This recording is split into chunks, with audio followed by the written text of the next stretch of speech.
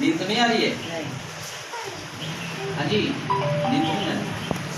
परमेश्वर का धन्यवाद हो।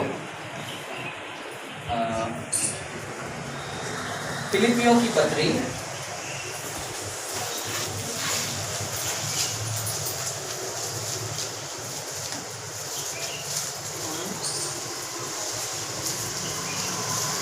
उसका 4था अध्याय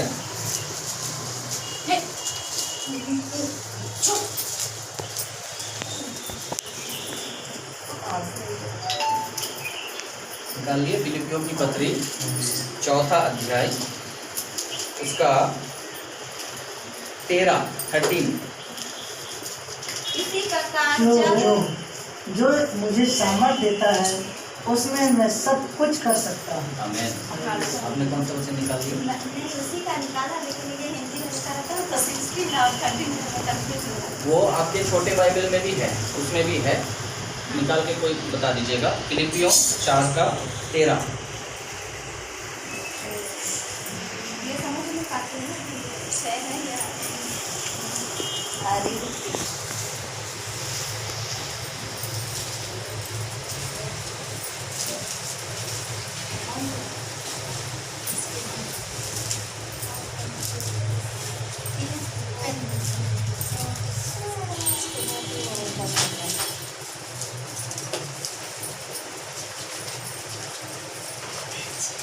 ठीक है, प्रार्थना करें। पिता परमेश्वर, तेरा हम महिमा करते हैं। सामर्थी प्रभु जी, तो अद्भुत काम करने वाला परमेश्वर। पिता, आज के दिन जो सुंदर सा वचन आपने ये स्मरण करके दिलाया प्रभु जी, इन वचनों के द्वारा आप हम सब से बातें कर, हमारे कान को खोल प्रभु, हमारे हृदय तक वो वचन पहुंचने के लिए सहायता कर। ये प्रार्थना प्रभु यीशु मसीह के सामर्थी नाम से मांगते हैं, आमीन। हालेलुया। क्या लिखा है? जो मुझे सामर्थ देता है उसमें मैं सब कुछ कर सकता हूँ। जो मुझे सामर्थ्य देता है उसमें मैं सब कुछ कर सकता हूँ। सब कुछ में कुछ बाकी रहा? नहीं। हाँ? नहीं। सब कुछ में कुछ बाकी रहा? नहीं। जो मुझे सामर्थ्य देता है उसमें मैं सब कुछ, इसमें कुछ भी बाकी नहीं रहा। कुछ भी चीज बाकी नहीं है। हालेलुया। हालेलुया। जो मुझे सामर्थ्य देता है उसमें सब कुछ, I can do all things, everything through Jesus Christ. यीशु मसीह के द्वारा जो मुझे हर रोज सामर्थ्य देता है उसमें मैं सब कुछ कर सकता हूँ। पुराना नियम में सिम्सोन के बारे में कल हम मूवी में देख रहे थे, यूट्यूब में मूवी में हम देख रहे थे सिम्सोन के बारे में। इतना ताकत, उनके 7 लटे थे और कहा गया तो उनको काटना नहीं है, उनमें परमेश्वर का सामर्थ होगा। और वो बड़े बड़े घरों को उखाड़ के फेंक रहा है, तो मेरे अंकित पूछ रहा है, एमी पूछ रही थी, पापा इसमें तो ज्यादा ही ताकत दिखा दिया, मूवी में ज्यादा ही ताकत दिखा दिया। मैंने बोला जो बाइबल पढ़ोगे ना इससे भी अधिक, क्योंकि खंबे गिराना, अभी जो क्या बोलते हैं मेट्रो का जो जाता है ना, उसका पिलर आप लोगों ने देखा है? उसको कोई हिला सकता है? नहीं। लेकिन सिम्सोन के बारे में लिखा है, ऐसे 2 पिलर उनके हाथ में आ गया और दोनों पिलर को धक्का देके गिराया, वो पूरा घर, इतनी ताकत। हालेलुया। उस टाइम परमेश्वर जब ताकत सामर्थ को देते थे तो कहां पर सामर्थ आता था? बॉडियों में आ जाता था, है ना? बॉडी में वो ताकत आ जाता था। परमेश्वर के आत्मा उस टाइम आते ही, और उस टाइम हमेशा के लिए वो आत्मा नहीं रहता था, कभी उतरता कभी वापस चला जाता था। हालेलुया। लेकिन परमेश्वर का वचन में लिखा है, अंत के समय में मैं अपनी आत्मा उंडेलूंगा और वो आत्मा वापस नहीं जाएगा। हालेलुया। अंत के टाइम पे जो आत्मा प्रभु ने उंडेल देगा, वो आत्मा कहाँ ताकत देगा? सिम्सोन के जैसा बॉडी बिल्डर बन जाएंगे? नहीं। हाँ? वो कहाँ ताकत देगा? हर चीज को सहने के लिए आपको, है ना, अंदरूनी ताकत। यहाँ पर लिखा है, मैं यीशु मसीह जो मुझे ताकत देता है उसमें मैं सब कुछ कर सकता हूँ। सब कुछ का मतलब क्या? 2 पिलर पर ढा दूंगा। हालेलुया। हर एक ताकत जो आज परमेश्वर के आत्मा देता है, वो जो परमेश्वर के अंदर खुद है। है ना। यही ताकत तो हमसे खो गया था ना। शरीर की ताकत तो लोग पहले भी मांगते थे, आज भी मांगते हैं। जिम में लोग क्यों जाते हैं, कराटे लोग क्यों सीखते हैं, बॉडी क्यों बनाते हैं? क्योंकि आज भी लोगों का इच्छा है कि हमारा फिगर बिल्कुल एकदम तगड़ा हो जाए, पहले से अधिक मसल हो जाए, है ना। लेकिन परमेश्वर कहता है पहले वाली ताकत नहीं, अभी मैं अंदरूनी ताकत से भरना चाहता हूँ। अंदरूनी ताकत। आप इफिसियों की पत्री उसका 3 अध्याय 16वां वचन को पढ़कर देखिएगा।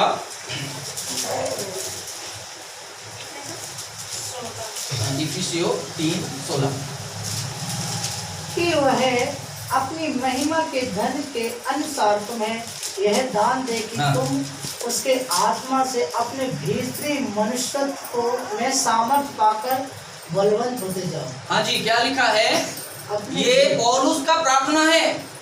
इफिसियों में 1 अध्याय में प्रार्थना है और 3 अध्याय में प्रार्थना है। 3 अध्याय में क्या प्रार्थना कर रहा है? मैं परमेश्वर से प्रार्थना करता हूँ, परमेश्वर तुमको वो दान दे। हम कौन सी दान मांगते हैं? जब हम प्रार्थना करते हैं तो हम क्या मांगते हैं? प्रभु के लोग मांगेंगे प्रभु वरदानों दो, है ना। चंगाई का वरदान, विश्वास का वरदान, अन्य भाषा का वरदान, उसका अर्थ बोलने का वरदान, अद्भुत काम करने का वरदान, ये वरदान। लेकिन पौलुस क्या प्रार्थना करता है? पौलुस कहता है ये दान अलग है, लेकिन मैं तुम्हारे लिए ये प्रार्थना करता हूँ, परमेश्वर तुमको ये दान दे कि तुम आत्मा के द्वारा सामर्थ पाओ और सामर्थ पाकर क्या हो जाओ? अपने भीतरी मनुष्यत्व में बलवंत हो जाओ। अंदर की मनुष्य को बलवंत करने के लिए कह रहा है। अंदर एक मनुष्य है, हालेलुया। हमारे अंदर, मैं एक शरीर में चंदन हूँ, लेकिन एक आत्मा में भी, मेरे अंदर भी एक चंदन है। वो भीतरी मनुष्यत्व को ताकतवर बनाने के लिए पौलुस चाहता है। इसलिए कहता है मैं प्रार्थना कर रहा हूँ कि आत्मा के द्वारा तुम भीतरी मनुष्यत्व में बलवंत हो जाओ। आत्मा में सामर्थ पाकर, पहले आत्मा चाहिए, उसके बाद आत्मा में सामर्थ होना है ताकि हम भीतरी मनुष्यत्व में बलवंत। शारीरिक मनुष्य क्या है? शारीरिक मनुष्य का स्वभाव क्या है? संसार की बातों को, है ना। सांसारिक जो आप गलातिया उसका 5:19 से लेकर पढ़ेंगे, 15 किस्म का वहाँ शारीरिक काम लिखा हुआ है। जल्दी से निकाल के पढ़ लीजिएगा। गलातियों 5:19 से 5:19। हाँ, शरीर के काम। हाँ, शरीर के काम तो प्रकट है। क्या क्या है? अर्थात, सुनिए पहले, अर्थात व्यभिचार, सबसे पहला ही जिसका नाम है वो है व्यभिचार। अगला गंदे काम, लुचपन, मूर्ति पूजा, टोना, वैर, झगड़ा, ईर्षा। अब बस पढ़ते जाना। 15 नाम लिखे हैं यहाँ, 15। मतवालापन, लीला क्रीड़ा और इनके जैसे और काम। हालेलुया। इतने ऐसे काम कहाँ होता है? शारीरिक। लेकिन आत्मा में भी कुछ चाहिए ना, आत्मा को भी बलवंत करना है। तो हम जब प्रार्थना करते हैं परमेश्वर से, हम क्या बोलते हैं? परमेश्वर के स्वभाव के लिए बोलते हैं, परमेश्वर तू दयालु है, बोलते हैं ना। क्यों बोलते हैं? क्योंकि अंदर दया है। परमेश्वर तू तरस खाने वाला है, परमेश्वर तू क्षमा करने वाला है, परमेश्वर तू पवित्र करने वाला है ना। ये तमाम स्वभाव परमेश्वर के पास है। वो चीज जब हमारे पास आ जाएगी, हमारा अंदर का मनुष्य क्या हो जाएगा? ताकतवर हो जाएगा, है ना। अंदर की मनुष्यत्व को ताकतवर बनाने के लिए हमें सहन करना पड़ेगा। सहन शक्ति हमें चाहिए, धीरज हमें चाहिए, क्षमा करने की शक्ति हमें चाहिए, प्रार्थना करना चाहिए, शत्रुओं से प्रेम करना चाहिए। ये अंदर की मनुष्य को पौलुस कहता है मैं चाहता हूँ ये अंदर की मनुष्य ताकतवर हो जाए। हालेलुया। अभी आशा बहन ने बोले कि अभी मुझे गुस्सा नहीं आता, पहले तो आता था ना, पहले शरीर में थी, है ना। अगर कोई गाली दे, घर में जाकर थप्पड़ मार के आऊंगी, है ना, छोड़ेंगे नहीं। लेकिन आज क्या है? बोलने दो, उसको बोलने दो। आज गुस्सा नहीं आ रहा है, क्यों? कौन सा मनुष्य ताकतवर हो गया? आत्मा। भीतरी मनुष्य क्या हो रहा है? अंदर से ताकतवर हो रहा है। जब भीतरी मनुष्य अंदर से ताकतवर होगा, ऊपर में कोई आपको फेयर एंड लवली लगाने की जरूरत नहीं, अपने आप चमकेगा। हालेलुया। हम हर जगह गवाही देते हैं, आशा बहन के लिए भी गवाही देते हैं कि इतना परमेश्वर ने धीरे धीरे बढ़ा रहा है, चमका रहा है। कोई हमें मेकअप की जरूरत नहीं। अगर भीतरी मनुष्यत्व में ताकत आ रहा है, भीतरी मनुष्यत्व हमारे मजबूत हो रहा है, परमेश्वर ऊपरी मनुष्यत्व को चमका कर रख देगा। हालेलुया। हालेलुया। हमारे भीतरी मनुष्यत्व में ताकत आना है। कुरिन्थियों की पत्री में आप लोगों को पता है, कुरिन्थियों जो कलीसिया था, कुरिन्थियों के कलीसिया को पौलुस ने तैयार किया। ये कुरिन्थियों के कलीसिया में कौन सी गुण था पता है? कई बार मैंने बोला है, कौन सी गुण था? ये ज्ञान में, वचन में, किसी भी बात में घटी नहीं था। यहाँ तक कि वरदान में भी पढ़े हैं कि नहीं पढ़े हैं? अगर नहीं पढ़े हैं तो पढ़ाऊंगा, टाइम लग जाएगा। हाँ, पढ़ाऊं? पहला कुरिन्थियों की पत्री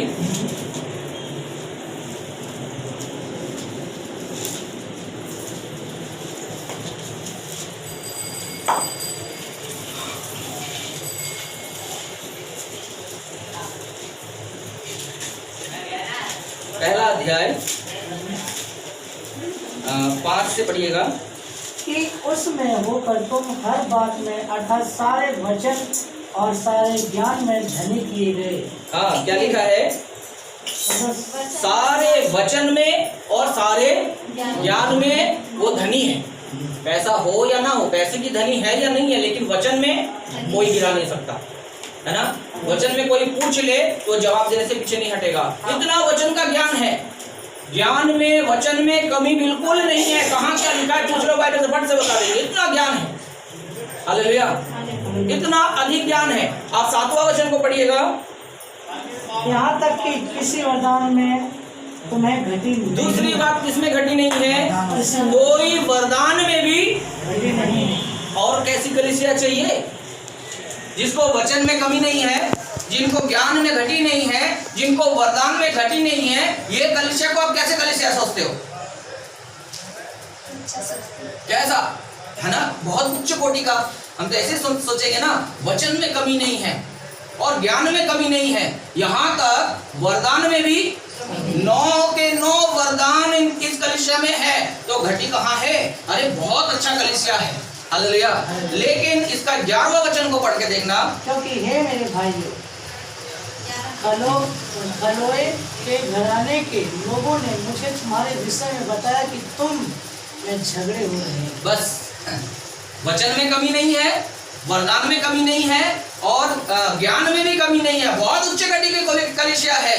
लेकिन पौलुस बोल रहा है, एक बात मुझे खटकता है, और वो बात क्या है? आपस में क्या होता है? झगड़े होते हैं। हालेलुया। इसलिए तीसरा अध्याय उसका दूसरा वचन को पढ़िए दोबारा। पहला कुरिन्थियों तीसरा। मैंने तुम्हें दूध पिलाया, मैंने तुम्हें दूध पिलाया, अन्य खिलाया। क्यों? क्या बोल रहे? किसको दूध पिलाया? बड़े बड़े लोगों को, छोटे बच्चे को नहीं है। उस कलीसिया के विश्वासियों को बोल रहे, मैंने तुमको दूध पिलाया। दूध पिलाया का मतलब क्या है? वचन ही है, लेकिन ऊपर ऊपर बोला बस, क्योंकि तुम गहराई सीख ही नहीं सकते, है ना।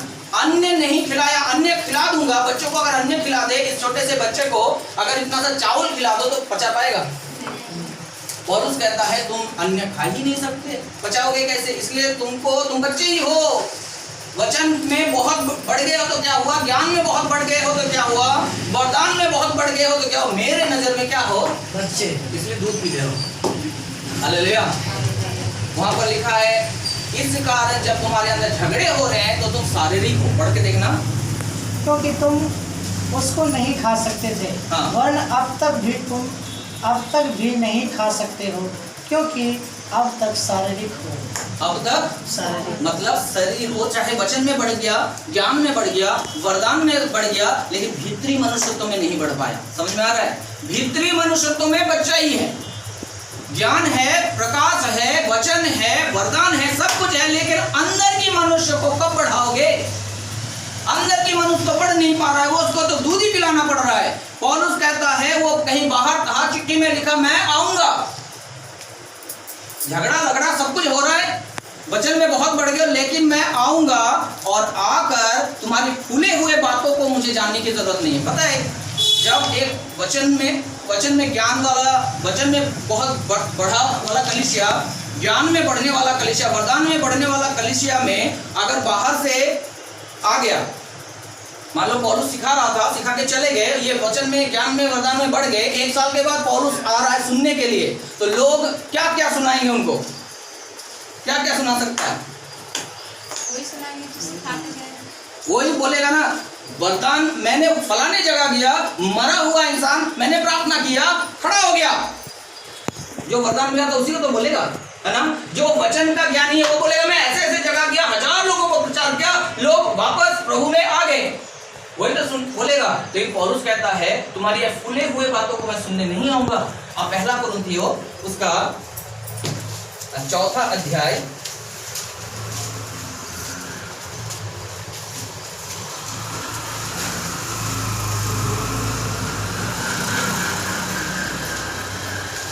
19वां वचन को पढ़िए।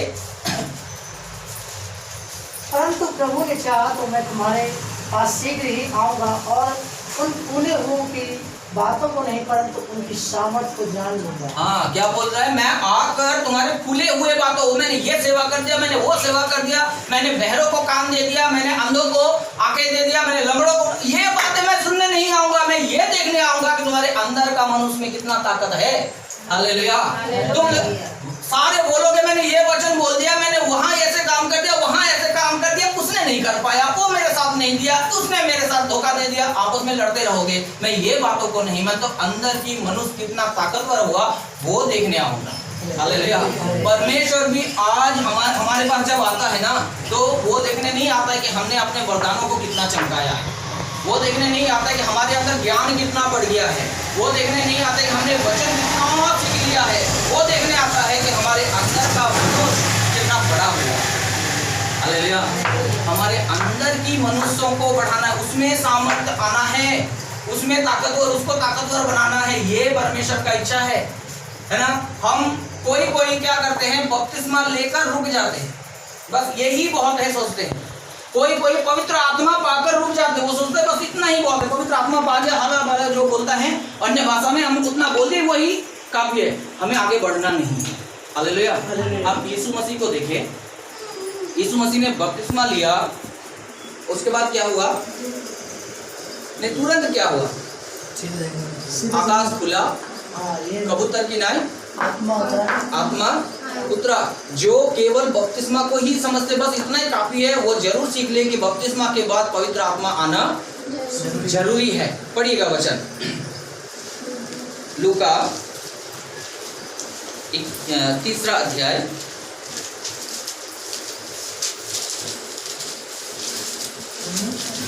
21 और 22। जब सब लोगों ने बपतिस्मा लिया, यीशु भी बपतिस्मा लेकर प्रार्थना कर रहा था, तो आकाश खुल गया और पवित्र आत्मा शारीरिक रूप में कबूतर के समान उस पर उतरा, और यह आकाश पड़ी हुई, तू मेरा प्रिय पुत्र है, मैं तुझसे प्रसन्न हूँ। बस जब यीशु मसीह ने बपतिस्मा लिया, बपतिस्मा लेकर पानी से उठा तो क्या हुआ? आकाश खुल गया, आकाश खुल गया और पवित्र आत्मा उनके ऊपर आके ठहर गया। हालेलुया। हम जो बपतिस्मा नहीं लिए हैं उनको सीखना पड़ेगा, मुझे बपतिस्मा लेना है। हालेलुया। जिन्होंने बपतिस्मा ले लिया है उनको सीखना पड़ेगा, मुझे पवित्र आत्मा चाहिए। और जिनको पवित्र आत्मा मिल चुका है उनको क्या करना है? अपने भीतरी मनुष्य को बनना है। हालेलुया। आप इसी का 3 अध्याय का 23वां वचन को पढ़िए। जब यीशु आप उपदेश करने लगा, बस बपतिस्मा लिया, पवित्र आत्मा पाया और उसके बाद क्या करने लगा? उपदेश देने लगा। उपदेश करने मतलब प्रभु का सेवा करने में लग पड़ा। हालेलुया। अगर मुझे आत्मा मिल चुका है और मैं उस आत्मा में ही संतुष्ट हूँ, बस संडे को अन्य भाषा बोलता हूँ, है ना। बस संडे को आर्या जब हम अलग प्रार्थना करते हैं, घुटना टेककर पर्सनल प्रे करते हैं, तब अन्य भाषा बोलते हैं। मेरा आत्मा बढ़ेगा, अन्य भाषा बढ़ सकता है, लेकिन आत्मा मजबूत होगा। लिखा है कि वो उपदेश सिखाने का काम शुरू कर दिया। हालेलुया। और जितना सिखाता गया, जितना लोगों को पास जाता गया, जितना लोगों को सिखाता गया, आप 4 का पहला वचन पढ़ के देखना क्या हुआ? फिर यीशु पवित्र आत्मा से भरा हुआ। बस क्या हो गया? पवित्र आत्मा से भरा हुआ। पहले नहीं भरा था, पहले तो मिला था। हालेलुया। जब बपतिस्मा लिया तो पवित्र आत्मा मिला, बपतिस्मा मिलने के बाद प्रचार करना शुरू किया, आत्मा से भरना चालू हो गया। ये तीसरा स्टेज है। बपतिस्मा ले लो, दूसरा, पवित्र आत्मा पालो, संतुष्ट नहीं रहना है, मुझे और आगे बढ़ना है, और आगे मुझे बढ़ना है। और आगे बढ़ने के लिए क्या करना पड़ेगा? मुंह को बोलना पड़ेगा, दूसरों तक सुसमाचार सुनाना पड़ेगा, दूसरों को अपना गवाही बताना पड़ेगा। जब तक नहीं बताएंगे मेरा आत्मा बढ़ने वाला नहीं है। हालेलुया। मेरा जो पाया हुआ आत्मा है उसको बढ़ाने के लिए मुझे उपदेश करना जरूरी है। हालेलुया। उसके बाद आत्मा तो भर गया, आत्मा में सामर्थ अभी तक नहीं है ना? आत्मा से भरा हुआ है, लिखा है ना, यीशु आत्मा से भरा, लेकिन आत्मा में सामर्थ अभी तक नहीं है। अब तीसरा काम यीशु मसीह ने क्या किया? लिखा है जंगल में चला गया, फास्टिंग किया, प्रार्थना किया और शैतान से लड़ाई किया। पढ़ो 1 और 2, 4 का।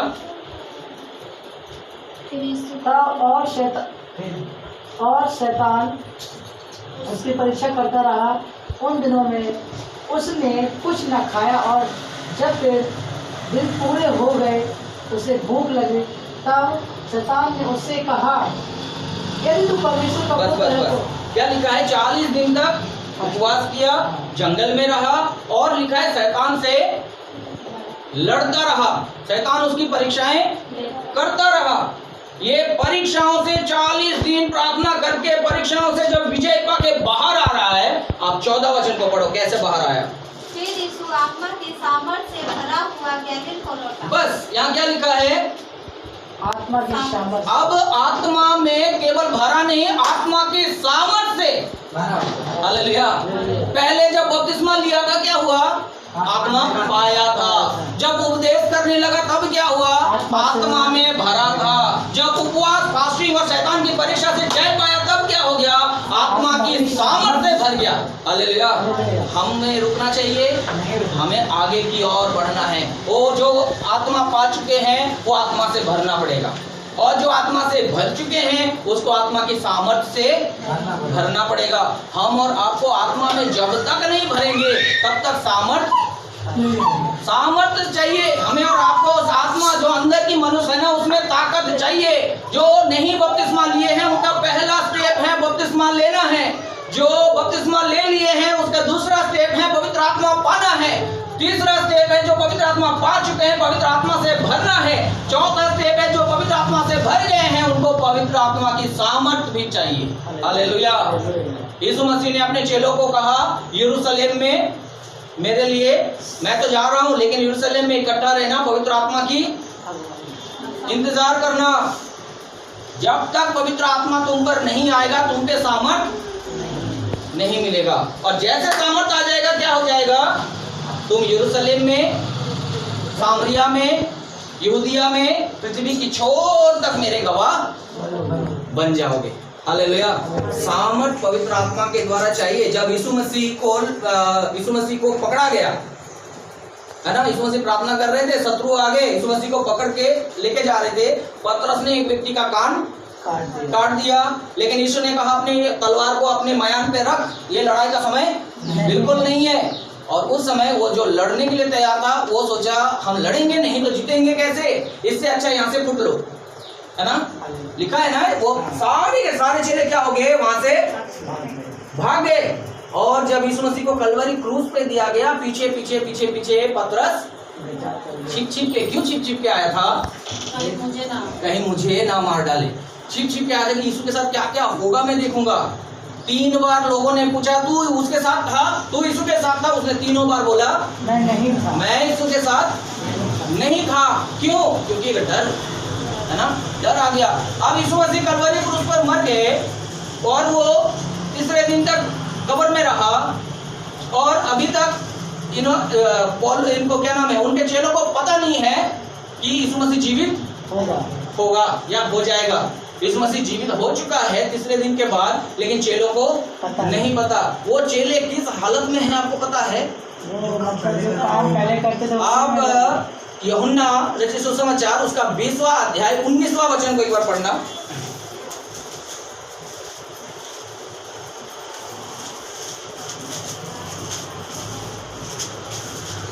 उसी दिन जो सप्ताह का पहला दिन था, संध्या के समय, जब वहाँ के द्वार जहाँ चेले थे यहूदियों के डर के मारे बंद थे, तब यीशु आया क्या लिखा है? चेले कैसे थे? डर एक के बार बताओ ना। 20 का 19, यूहन्ना रचित सुसमाचार 20वां अध्याय 19वां वचन। हाँ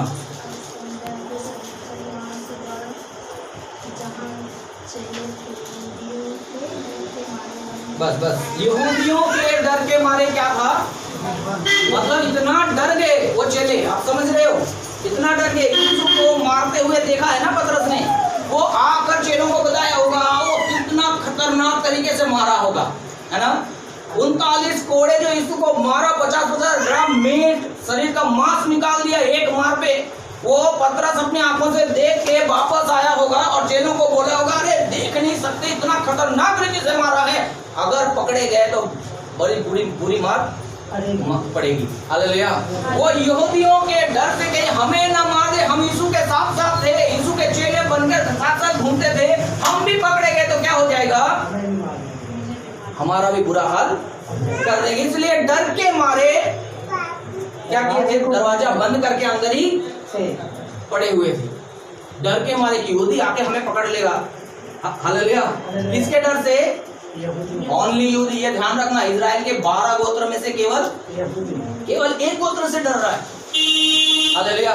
केवल एक गोत्र से डर गया। अब यीशु मसीह उनको दिखाई दिया, दिखाई देने के बाद बोला पवित्र आत्मा का इंतजार करो। यीशु मसीह जब 40 दिन दिखाता रहा और 40 दिन के बाद स्वर्ग चले गए और जाते समय बोल के गया, यरूशलेम में इंतजार करना, 50वें दिन में क्या हो जाएगा? पवित्र आत्मा आएगा। हालेलुया। और 50वें दिन में पवित्र आत्मा उतरा, है ना। प्रेरितों के काम 2 अध्याय में लिखा है, पवित्र आत्मा उतरा, वो अन्य भाषा बोलने लगे। और उस टाइम वहां पर कितने लोग थे? बाहर कितने लोग थे? वहां तो प्रार्थना करने वाले तो 120 थे, लेकिन बाहर कितने लोग थे? लिखा है 15 भाषा बोलने वाला लोग, क्योंकि वहां वो लोग पर्व मनाने आए थे। 15 भाषा बोलने वाले बाहर से लोग आए थे। हालेलुया। अगर 15 भाषा जानना चाहते हो तो आगे लिखा हुआ है, मेसोपोटामिया, पारसी, पता नहीं कौन कौन सी भाषा है, आप पढ़ के देखो। प्रेरितों के काम 2 अध्याय 5 से पढ़ना। और आकाश के नीचे की हरेक जाति में से काफी यहूदी यरूशलेम में रहते हाँ, ये हरेक जाति से आए हुए थे। और 9 वचन से पढ़िए।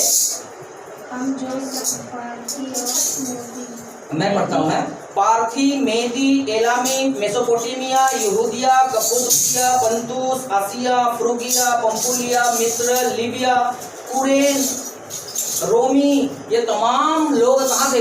वहां पर इकट्ठा हो गए थे, वहां पर आए हुए थे। हालेलुया। और पवित्र आत्मा उतरा, वहां पर इतने भीड़, इतने लोग, हजार लोग। जब पवित्र आत्मा उतरा, पतरस खड़ा हुआ और पतरस खड़ा होकर प्रचार करना शुरू कर दिया। थोड़ी देर बाद पहले क्या हो रहा था? डर के मारे दरवाजा बंद कर रखा। डर के मारे ओनली एक गोत्र से डर रहा था, एक गोत्र से, यहूदी गोत्र से डर के वो दरवाजा बंद करके रखा है। लेकिन आज पवित्र आत्मा उतरा है और पवित्र आत्मा उतरा है, इतने 15 भाषा बोलने वाले लोग इकट्ठा है, इजराइल वहां पर इकट्ठा है। वहां पर खड़े होकर प्रचार करने के बाद क्या कहा पता है? आप 2 का 35वां वचन को पढ़ के देखना। जब तक कि मैं तेरे बैरियों को तेरे पांव तले की चौकी ना कर दूं। 36। अतः अब इजराइल का सारा घराना। अब किसको बोल रहा है? यहूदी को। हाँ। यहूदी को हाँ। पढ़ के देखो। अतः इजराइल का बस सारा बस, घराना। पहले किससे डरता था? यहूदी से। अब किसको बोल रहा है? पूरे 12 गोत्र के लोगों को बोल रहा है। क्या बोल रहा है? सारा घराना। परमेश्वर ने उसी यीशु को, जिसको तुमने, उंगली दिखाकर बोल रहे, जिसको तुमने क्रूस पर चढ़ाया, पहले उसी से डर रहा था। हालेलुया। डर के मारे दरवाजा बंद करके पड़े हुए थे एक गोत्र से। आज 15 भाषा बोलने वाले लोग तो अलग हैं, इजराइल अलग हैं, सबको मिलाकर बोल रहे तुम लोगों ने यीशु को क्रूस पर चढ़ाया था। इतना साहस कहाँ से आ गया? पवित्र आत्मा ने उनको सामर्थ दिया। हालेलुया। पवित्र आत्मा जब तक नहीं आएगा, हम अंदर से बलवंत नहीं होंगे। केवल पवित्र आत्मा आकर अगर हम मुझे अन्य भाषा मिल गया और मैंने सोच लिया मैं मुझे बहुत कुछ मिल गया, तो अभी भी बाकी है। अभी भी अंदर की सामर्थ हमें नहीं मिला है। अंदर की सामर्थ तो वो है जब तक हमें दुख में भी शांति बना रहेगा, है ना, पीड़ाओं में भी आनंद अंदर बना रहेगा। कोई हमें दोष लगाता रहे लेकिन मुझे सहने का शक्ति आता रहेगा। कोई काम पहले करता था, धीरज नहीं था, अब मेरे अंदर धीरज आ रहा है। ये शक्ति जब तक नहीं आया, आप समझ जाओ पवित्र आत्मा आया है, अन्य भाषा बोल रहे हैं, लेकिन फिर भी अभी तक मैं बच्चा हूँ। हालेलुया। मुझे अंदर की मनुष्यत्व में बढ़ना है, मतलब परमेश्वर के स्वभाव में अंदर की मनुष्यत्व को हमें बढ़ाना है, ये हमें बढ़ना है। तभी मैं बोल रहा था घड़ी को उधर रखना, घड़ी तरफ ज्यादा ध्यान जा रहा है आपका। नहीं, हालेलुया। हमें भीतरी मनुष्यत्व में बढ़ना है। हाँ, आपको पता है एलिया और एलिशा दोनों के बारे में हमने पढ़े ना पुराना नियम में। हाँ, एलिया ने जितना काम किया उससे दुगना काम एलिशा ने किया। हालेलुया। लेकिन एलिया का काम और एलिशा का काम को थोड़ा सा सोचोगे तो अद्भुत है। एलिया ने कैसे काम किया? जलन के मारे। एलिया ने बोला जब तक मैं ना कहूं बारिश, पूरे जाति के लोग कष्ट उठाना पड़ेगा, पूरे जाति के लोग कष्ट उठाएंगे। क्यों? क्योंकि पाप में पड़ रहे हैं। हालेलुया। लेकिन एलिशा का एक भी काम बताओ जो जल के किया है, किसी के ऊपर जलन रख के किया है, एक भी काम एलिशा का। आप लोग दोबारा पढ़ना, जब एलिशा का काम पढ़ोगे ना, दोबारा उनके सारे आश्चर्य कर्म को पढ़ना। पहला आश्चर्य कर्म क्या किया था? एक विधवा स्त्री के घर में थोड़ा सा तेल और थोड़ा सा आटा छोड़ के कुछ नहीं था, है ना। एलिशा ने क्या कहा? और थोड़ा सा ना एलिशा ने थोड़ा तेल था, तेल था, है ना। उसने कहा जो अपने पड़ोसियों के बर्तन, जब सारे पड़ोसियों से बर्तन लेके आ और बोला इसमें उंडेलता रहे, है ना। और वो उंडेलता रहा। ये कोई शत्रुता था इसलिए? नहीं, क्या था? ये प्रेम। ये तो प्रेम था, उसके भलाई कर रहा है। हालेलुया। उसके बाद और एक आश्चर्य कर्म आप देखोगे, एक बंदा कुल्हाड़ी से काट रहा, उसका पार्ट जो है वो लोहे का, वो पार्ट से निकल के पानी में गिर गया। कितने लोग पड़े? फिर क्या हुआ बताओ?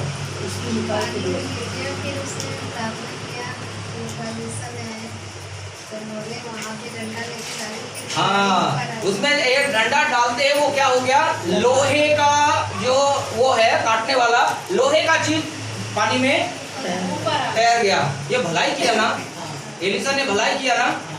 लेकिन एलिया क्या करता था? बारिश बंद हो जाएगा, मैं जब तक ना कहूंगा बारिश नहीं आएगा, है ना। ऊपर से आग गिरेगा, नष्ट हो जाएगा। एलिया तो यही करता था, है ना। लेकिन एलिशा का एक भी काम बताओ। ठंडी में कुछ बना रहे थे, आपने कुछ पढ़ लिया होगा, है ना। उसमें जहर आ गया, लेकिन उसने एक मैदा डाल के उसको ठीक कर दिया। एक जगह पे पानी के लिए लिखा है, वो जहर बन गया, पानी में कुछ फसल ही नहीं हो रहा है, वहां पर नमक डाल दिया और वो एक भी काम शत्रुता से नहीं किया। यहाँ तक एक जगह पे लिखा हुआ है कि आराम की दल आ गए और घेर लिया इजराइल को। और उस समय जो एलिशा का नौकर था उसने बोला, हाय मेरे प्रभु क्या करूं, इतने सारे शत्रु हमारे पीछे घिरे पड़े हैं। एलिशा ने प्रार्थना कर, प्रभु इसका आंखें खोल दे। और जैसे उसकी आंखें खोला तो क्या देखा? चारों तरफ पहाड़ के चारों तरफ अग्निमय घोड़ा और रथ परमेश्वर ने भेज कर रखा हुआ है ना। तब एलिशा ने बोला, परमेश्वर इनको अंधा कर दे। क्यों? ताकि वो एलिया को नहीं देखा था। अगर 50 लोग एलिया के पास आए और कर्मल पर्वत पे वो बैठा है एलिया, और उसने बोला मैं अगर परमेश्वर का भक्त हूं तो ऊपर से आग गिर जाए और 50 को भस्म कर दे। एलिशा ने देखा था ना, एलिशा भी कर सकता था ना, कर सकता था नहीं। एलिशा ने बोल सकता था ये शत्रु ये मेरा क्या करेगा, मेरा गुरुजी से मैं सीख के आया हूं, मेरा गुरुजी दिखाया था ऊपर से आग गिरेगा क्या हो जाएगा।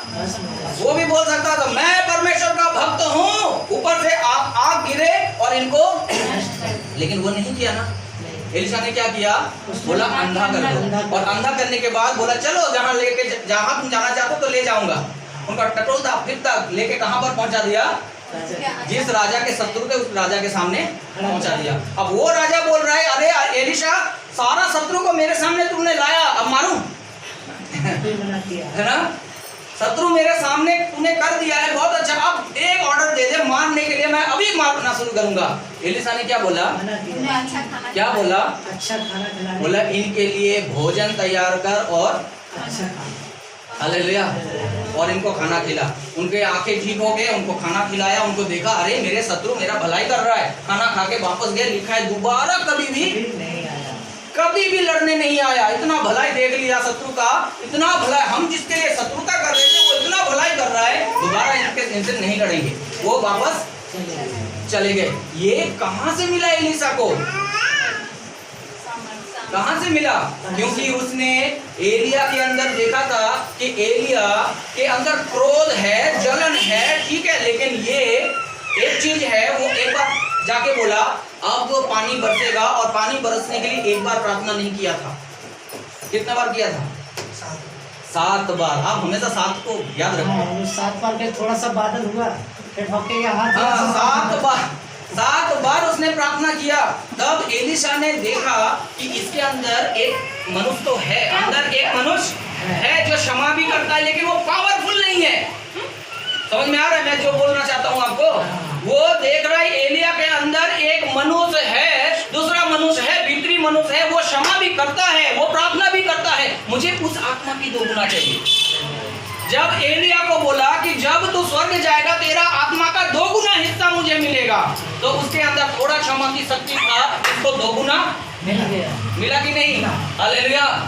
हम जब बाहरी को पढ़ते उसने इतना आश्चर्यकर्म किया, एलीशा ने डबल आश्चर्यकर्म किया। वो आश्चर्यकर्म परमेश्वर दिखाना ही नहीं चाहता, परमेश्वर दिखाना चाहता है उसके भीतरी मनुष्यत्व में जितना ताकत था, अभी उसके भीतरी मनुष्यत्व में बहुत ज्यादा। हालेलुया। एक भी शत्रुता का काम नहीं किया, हमेशा क्षमा किया, भलाई किया। एलीशा ने इतना भलाई किया, इतना भलाई किया, इतना भलाई किया, एलीशा मर गया बीमार होके। एक बार सबको मरना है ना, कोई भी भलाई करते रहे तो जिंदा हमेशा थोड़ी रहेगा। एलीशा का टाइम आया, ये भी उनको कब्र में रखा। आजकल के कब्र तो समान नहीं, पहले कैसे कब्र होता था? गुफा होता था, ऐसे गेट होता था, पत्थर का गेट, और उसमें लाश, और वो एक गुफा ऐसे बड़े बड़े घर के समान होते थे, वहाँ एक लाश नहीं होता था। उनके परिवार के जितने भी मरेंगे सब उसी में रखे जाएंगे, वो हड्डी हुड्डी होगा, उसी के ऊपर लाश होगा, ऐसे होता था। तो एलीशा को क्या किया? मर गए, उनको वहां पर रख दिया गया। बहुत काल बीत गया, मांस गल गए, केवल हड्डी हड्डी बचा है, सूख चुका है सारे एलीशा के हड्डी।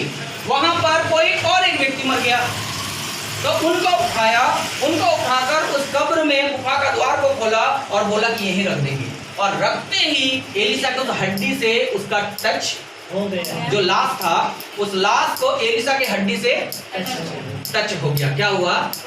लिखा है वो अपने बल खड़ा हो गया। हालेलुया। 2 गुना आत्मा का फल देखो, जिंदगी भर भलाई करते गया, मर गया, सड़ गया, गल गया, उसका हड्डी से भी अब तक भलाई हो रहा है। 2 गुना आत्मा मांगा था परमेश्वर से। हालेलुया।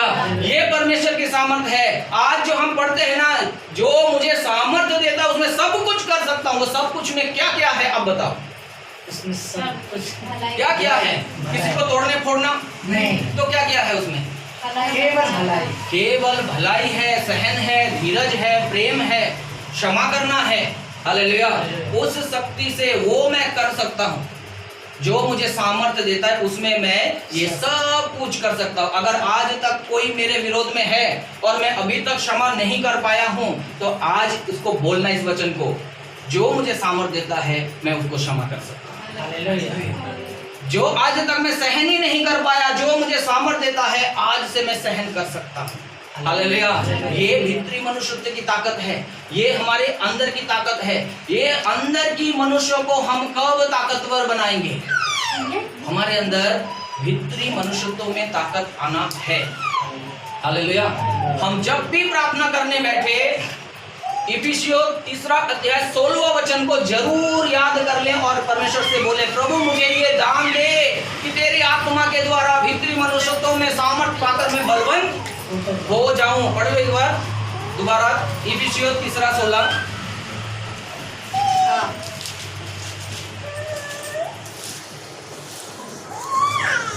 कि वह अपनी महिमा के धन के अनुसार तुम्हें यह दान दे कि तुम उसके आत्मा से अपने भीतरी मनुष्यत्व में सामर्थ पाकर बलवान होते जाओ। बस ये वचन को भूलना नहीं है, ये वचन को याद करना है ना। परमेश्वर मुझे, जब यहाँ पर तुम्हें लिखा है, यहाँ पर प्रार्थना के समय जरूर बोलना, परमेश्वर मुझे ये दान दे कि मैं आत्मा के द्वारा भीतरी मनुष्यत्व में सामर्थ पाकर बलवान होता जाऊं। हालेलुया। अगर मैं पवित्र आत्मा पाकर, इफिसियों 3:16, हालेलुया। अगर मैं बपतिस्मा ले लिया, पवित्र आत्मा पा लिया और भीतरी मनुष्यत्व में ताकतवर नहीं हुआ है, तो मैं आखिरी तक केवल अन्य भाषा ही बोलता रह जाऊंगा।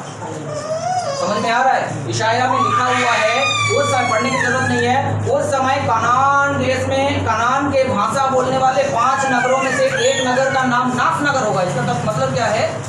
कनान का भाषा बोलने वाले का मतलब क्या है? अन्य भाषा बोलना, जो हम अन्य भाषा बोलते हैं, है ना। लिखा है जो अन्य भाषा बोलेंगे उनमें से 5 लोगों में से 1 लोग नाश हो जाएंगे। क्यों?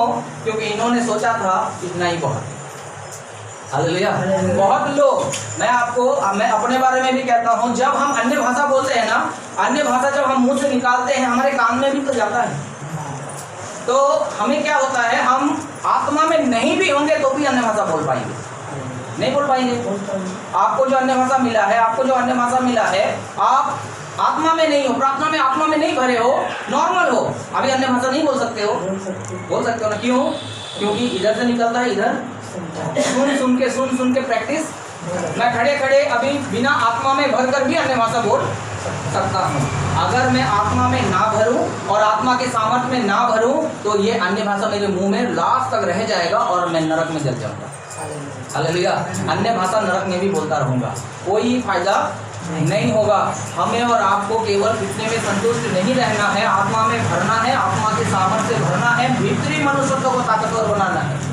ऊपर की मनुष्यों को बुजुर्ग होने दो, ऊपर की मनुष्य को कमजोर होने दो, अंदर की मनुष्य अगर ताकतवर है तो परमेश्वर हमें और आपको राज्य में ले जाएगा। हालेलुया। परमेश्वर आशीष करे। आइए हम अपने आप को जांचें। Thank you Lord. Hallelujah. Hallelujah. Hallelujah. Hallelujah. Hallelujah. Hallelujah. Hallelujah.